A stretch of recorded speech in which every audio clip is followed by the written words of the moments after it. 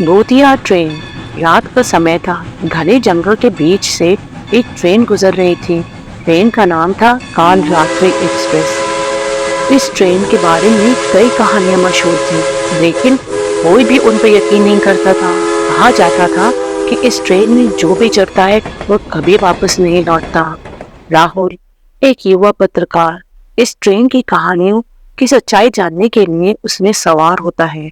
Train में चढ़ते ही उसे अजीब से ठंडक महसूस होती है। ट्रेन के डिब्बे में कुछ लोग बैठे थे, लेकिन सब के सब खामोश और चेहरे पर अजीब सा डर लिए हुए थे। राहुल ने सोचा कि ये लोग शायद थके होंगे, इसलिए उसने ज्यादा ध्यान नहीं दिया। जैसे ही ट्रेन ने रफ्तार पकड़ी, राहुल ने देखा बाहर का नजारा धीरे धीरे बदलने लगा है।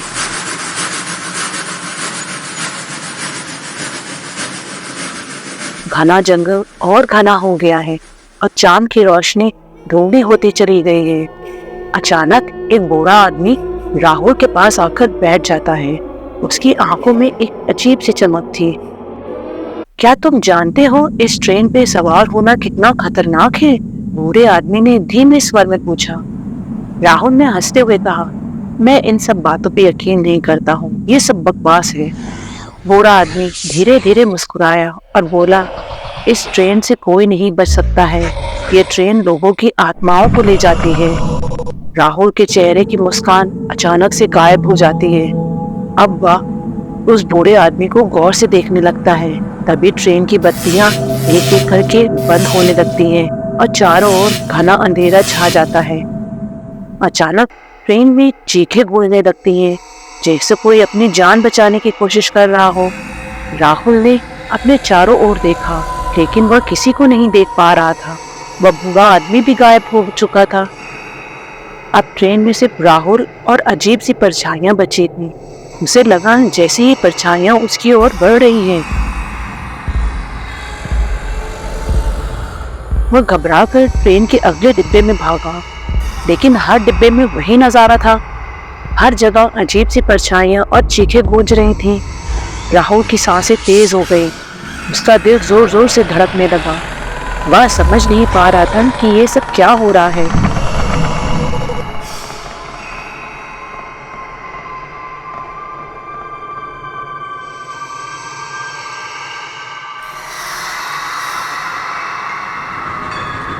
अचानक ट्रेन रुक जाती है।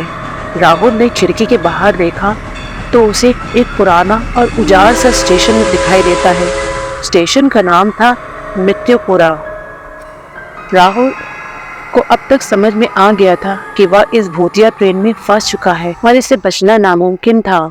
जैसे ही राहुल ने ट्रेन से उतरने की कोशिश किया, उसे महसूस हुआ कि उसके पैर बहुत भारी हो गए हैं। वह चलने की कोशिश करता, लेकिन उसके कदम जैसे जकड़ गए हों। ट्रेन की परछाइयां अब उसके और करीब आने लगी थी। अचानक राहुल की आंखों के सामने अंधेरा छा जाता है और वो बेहोश हो जाता है। जब उसकी आंखें खुलती हैं तो वो खुद को एक अजीब से कमरे में पाता है। कमरे की दीवारें खून से सनी हुई थीं। वहां की हवा में बदबू भरी हुई थी। राहुल समझ गया कि अब वह इस मौत के जाल में फंस चुका है।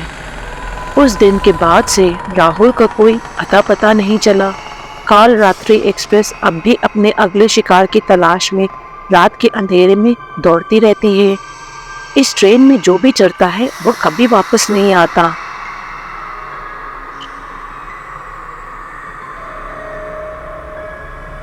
लेकिन क्या राहुल को कोई ढूंढ पाएगा? राहुल के गायब होने के बाद उसकी खोज में कई लोगों ने प्रयास किया, लेकिन कोई सुराग नहीं मिला। उसके दोस्तों और परिवार ने पुलिस से संपर्क किया, लेकिन जब पुलिस ने काल रात्रि एक्सप्रेस के रूट की जांच की तो उन्हें वहां ट्रेन कभी मिली ही नहीं। ऐसा लग रहा था जैसे वह ट्रेन केवल राहुल के लिए ही चल रही थी।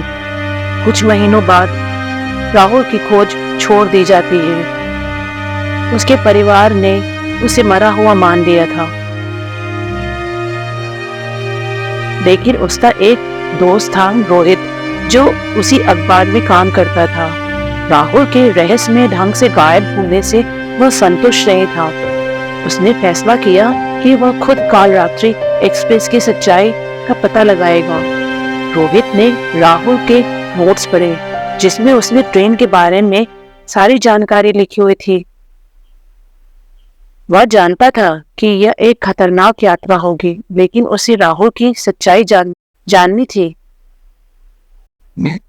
एक रात उसी तारीख और समय पर जब राहुल ट्रेन पर चढ़ा था, रोहित भी उसी स्टेशन पर पहुंचा। स्टेशन पूरी तरह सुनसान था।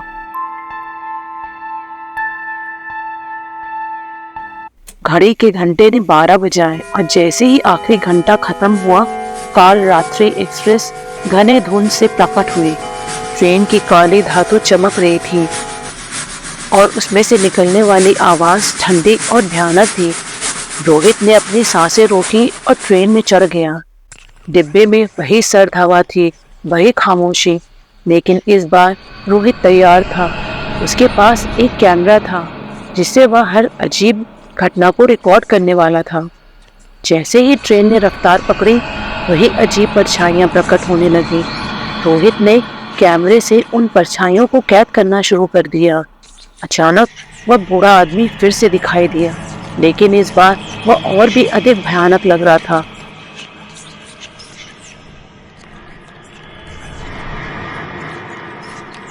तुम्हें नहीं आना चाहिए था, बूढ़ा आदमी बड़बड़ाया।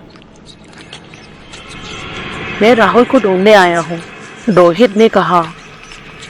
बूढ़ा आदमी हंसने लगा और उसकी हंसी ट्रेन में गूंजने लगी।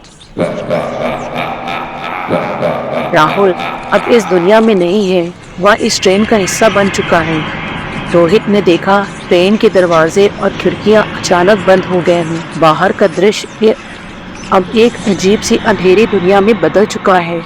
वह समझ गया, अब उसका सामना असली भय से होने वाला है।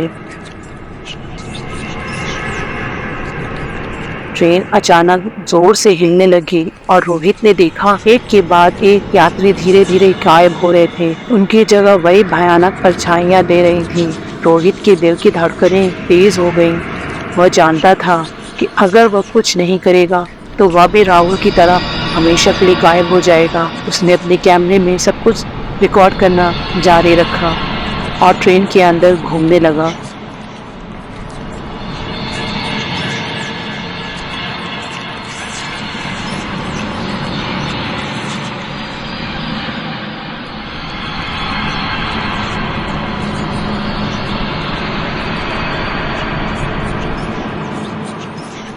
ट्रेन उसी स्टेशन पे रुकी। रोहित थोड़ा आगे बढ़ा तो उसको एक बहुत ही उजड़ा हुआ मकान दिखा। वो जब मकान में घुसा तो उसको एक छोटे से कमरे में राहुल बेहोश पड़ा हुआ पाया, लेकिन राहुल के चेहरे पर अब डर के कोई भाव नहीं थे। उसकी आंखें खुली हुई थी, लेकिन वह जीवित नहीं लग रहा था। वह एक निर्जीव परछाई की तरह दिख रहा था। रोहित ने राहुल को उठाने की कोशिश की, लेकिन जैसे ही उसने छुआ, राहुल की परछाई धीरे धीरे हवा में घूमने लगी। राहुल की आत्मा अब इस ट्रेन का हिस्सा बन चुकी थी। रोहित ने जल्दी से अपने कैमरे के साथ दरवाजे की ओर भागने की कोशिश की, लेकिन वह बूढ़ा आदमी फिर से उसके सामने आ गया। यहाँ से कोई नहीं निकल सकता, बूढ़े आदमी ने धीरे से बोला, और उसकी परछाई बढ़कर एक विशालकाय भूतिया आकृति में बदल गई। रोहित ने डरते डरते अपनी सारी हिम्मत जुटाई और दरवाजे की ओर दौड़ पड़ा और बाहर की तरफ भागने लगा। वो जल्दी से ट्रेन के अंदर चढ़ गया। रोहित ने सोचा कि यहाँ से निकलना बहुत मुश्किल है। वो ट्रेन के बाहर निकलना चाहता था, लेकिन ट्रेन के बाहर का दृश्य ही बदला हुआ था। बाहर का दृश्य अब एक गहरी खाई में बदल चुका था और ट्रेन हवा में चल रही थी।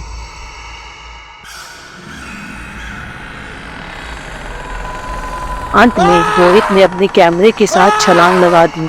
वह खाई में गिरने से पहले अपने कैमरे की रिकॉर्डिंग बटन दबा चुका था। उसकी चीखें गहरे अंधेरे में गूंज उठी और फिर सब कुछ शांत हो गया।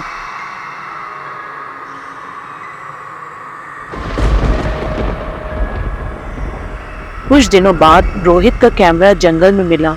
पुलिस ने उसे बरामद किया, लेकिन उसके अंदर की रिकॉर्डिंग को देखने की हिम्मत किसी में नहीं थी। कैमरे की स्क्रीन पर सिर्फ एक संदेश लिखा हुआ था, काल रात्रि एक्सप्रेस का हिस्सा बन चुके लोग अब कभी वापस नहीं आते।